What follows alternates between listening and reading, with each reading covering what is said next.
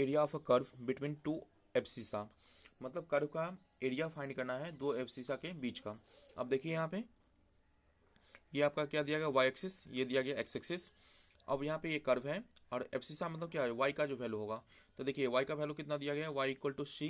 तो देखिए यहाँ पे ये जो पॉइंट आपका होगा, इस पॉइंट पे कितना होगा, सुविधा यहाँ पे ये वाई एक्सिस पे है तो 0, क्या हो जाएगा, सी होगा।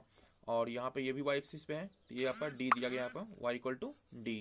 तो इसका जो वैल्यू होगा वो क्या होगा, 0, आपका डी होगा। तो अब एरिया फाइंड करना है, तो ये आपका कर्व हो गया।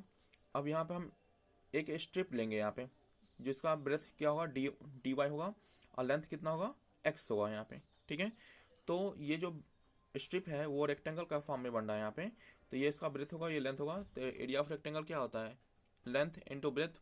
तो लेंथ कितना दिया गया, एक्स, और ब्रेथ कितना दिया गया, वाई। तो देखिए area equal to length into breadth, और लिमिट लगा दिया गया है इंटीग्रेशन ए से बी। ये इसको बोलते हैं लोअर लिमिट, इसको बोलते हैं अपर लिमिट। इस लोअर लिमिट को यहाँ लिखा जाता है, अपर लिमिट को ऊपर में लिखा जाता है यहाँ पे। Equal to area integration c से डी, वो यहाँ पे एक्स का वैल्यू कितना दिया गया है, देखिए यहाँ पे एक्स का वैल्यू क्या दिया गया है, एफ ऑफ वाई। तो यहाँ रखेंगे f of y into d y. तो area equal to integration c से डी। अब यहाँ पे f of y into d y, ये इसका क्या हो गया, यहाँ पे ये एरिया हो गया।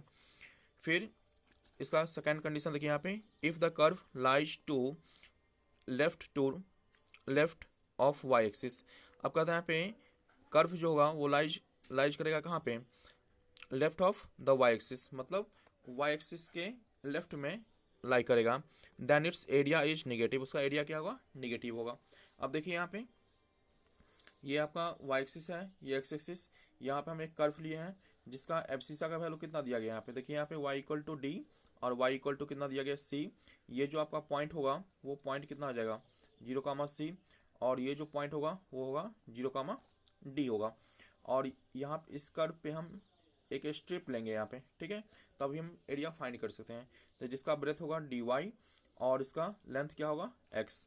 तो देखिए यहाँ पे अब यहाँ पे वाई एक्सिस के लेफ्ट में है तो इसीलिए एरिया निगेटिव होगा, इसीलिए मॉडुलस हम यहाँ लगा देंगे यहाँ पे इंटीग्रेशन सी से d x into d y.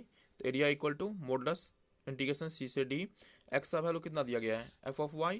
तो यहाँ रखेंगे f of y into d y. तो I hope this question is understand.